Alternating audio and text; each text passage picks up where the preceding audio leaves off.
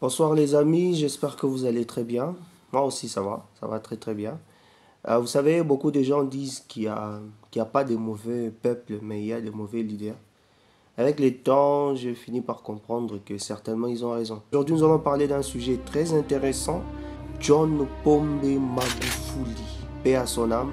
C'est un ancien président tanzanien qui a été un homme extraordinaire. John Pombe Magufuli, mon président, un homme qui était vraiment hors pair, un homme extraordinaire qui a fait tellement des exploits dans sa gouvernance.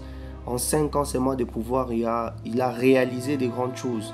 Alors ce soir, nous allons voir un peu quelques éléments que M. John Pombe Magufuli avait réalisés.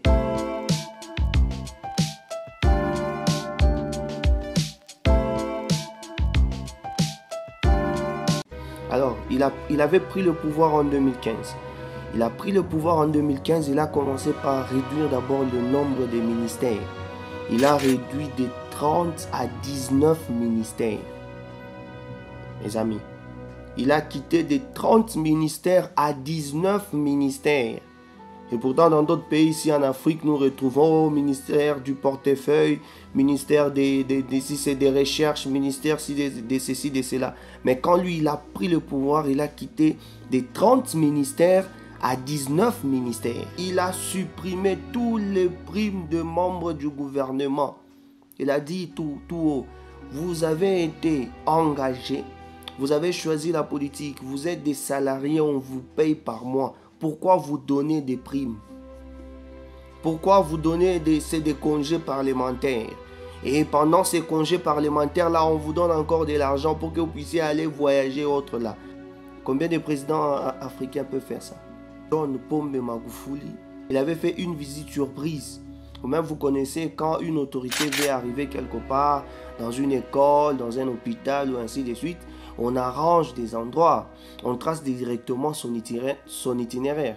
Pendant que le médecin directeur était en train de le conduire pour lui montrer seulement des endroits qui sont présentables, lui-même étant docteur en chimie, il a choisi sa direction. On lui dit d'aller comme ça, lui dit moi je vais aller là-bas.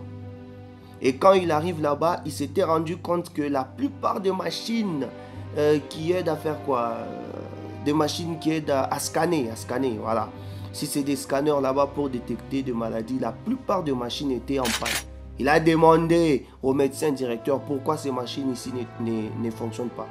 Le médecin directeur n'avait pas de réponse concrète. On l'a viré. Il a viré, il a révoqué le médecin directeur sur les champs. Lui et son assistant. Il a placé quelqu'un d'autre là-bas, dans cet hôpital de Muhimbili. Il a dit, je vous donne 3 semaines pour arranger ces machines. Et dans 3 jours, on avait arrangé ces machines. Donc c'est vrai. Hein? On les a donné 3 semaines, mais dans 3 jours, ils avaient arrangé ces machines. Mes amis, le docteur John Pombe Magufuli, parti en visite surprise dans un hôpital, il trouve des machines en panne. Il révoque le médecin directeur avec son assistant. Combien de présidents ici en Afrique peuvent faire ça? Combien?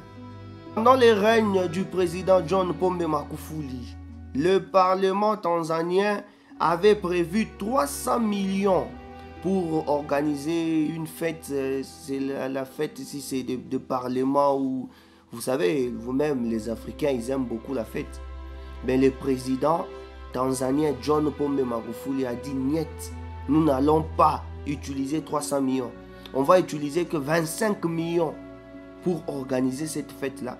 Et le 275 millions qui restent là, il a amené ça là-bas à l'hôpital. On a payé 300 lits avec matelas et 600 draps pour aller équiper l'hôpital dont il avait révoqué le médecin directeur.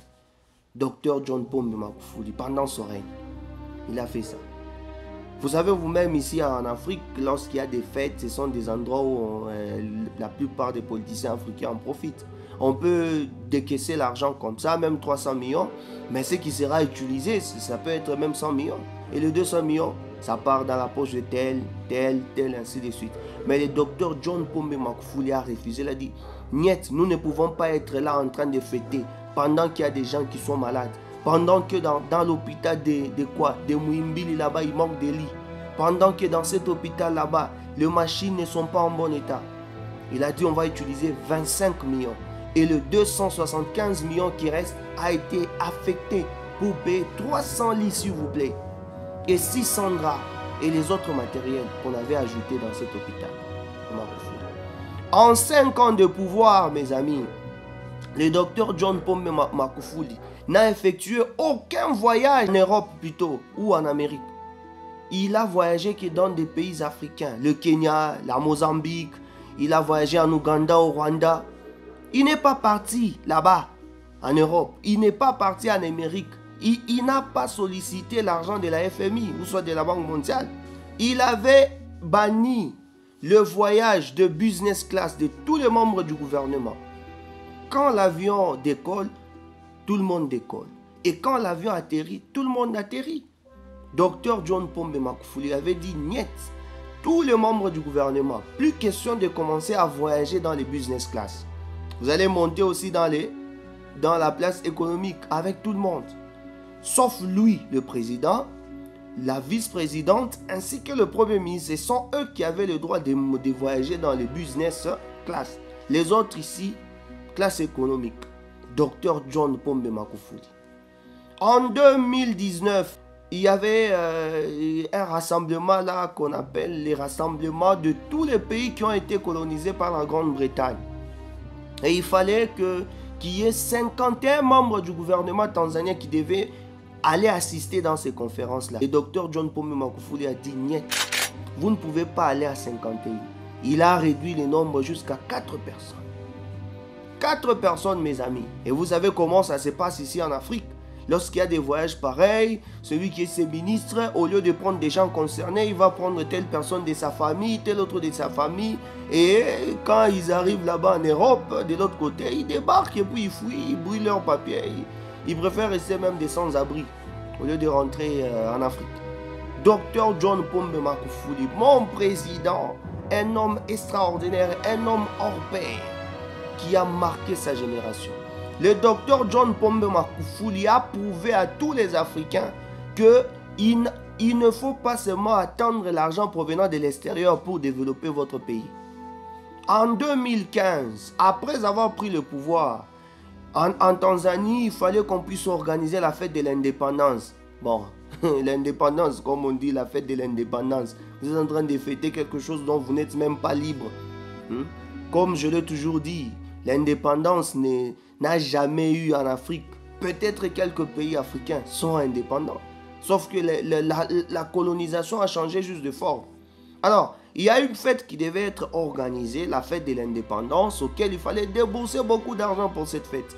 Et Dr John Pombe Magufuli, il a dit net, il n'y aura pas de fête ici. Nous allons prendre cet argent pour affecter aux soins de quelques Tanzaniens qui étaient dérangés par le choléra. Le choléra avait déjà frappé la Tanzanie pendant ce temps-là. En faisant des investigations, ils se sont rendus compte qu'il y avait une cinquantaine ou soit 60 personnes qui avaient le choléra. Et une partie de cet argent a été affectée pour soigner ces gens-là. Et le reste d'argent-là qu'on devait organiser pour fêter autre là, le docteur John Pombe Magufuli a dit qu'on puisse réhabiliter la route qui quitte Morongo ou je ne sais pas quelque part là, afin de diminuer les embouteillages qui se présentaient chaque soir. Le docteur John Pombe Magufuli, pendant son règne, il avait refusé tout rassemblement des membres du gouvernement dans des hôtels luxueux. Il avait refusé tout rassemblement des membres du gouvernement à cause de leurs réunions, de leurs meetings ou je ne sais pas quoi. Ils aiment toujours choisir des hôtels qui coûtent cher. Et pourtant, quand ils se réunissent dans ces hôtels-là, il faut payer beaucoup d'argent, il faut le manger, il faut des desserts, il faut ceci, cela. Et cela demande parfois des millions de dollars. Le docteur John Pombe Magufuli avait dit, si tu es ministre, si tu es député, si tu es ceci, si tu es cela, tu es membre du gouvernement, et que vous voulez avoir votre meeting, vous voulez avoir votre réunion, mangez chez vous, réunissez-vous dans vos bureaux. Après tout, dans vos bureaux là-bas, il y a des salles de conférence. Il y a des endroits, des salles de réunion. Vous pouvez vous réunir là-bas pour échanger. Pourquoi aller seulement dans des restaurants et dépenser beaucoup d'argent? Ce n'est même pas votre argent, l'argent du contribuable.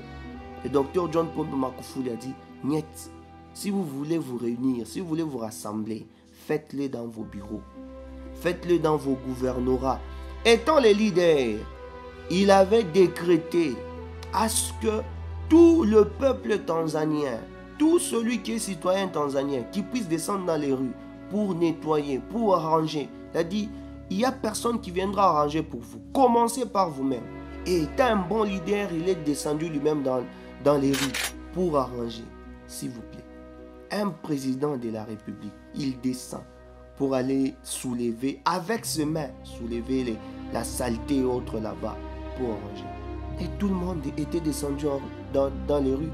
Les professeurs, les enseignants, hein, les femmes de quoi? De foyer, les femmes ménagères, tout le monde était descendu dans les rues. Pourquoi?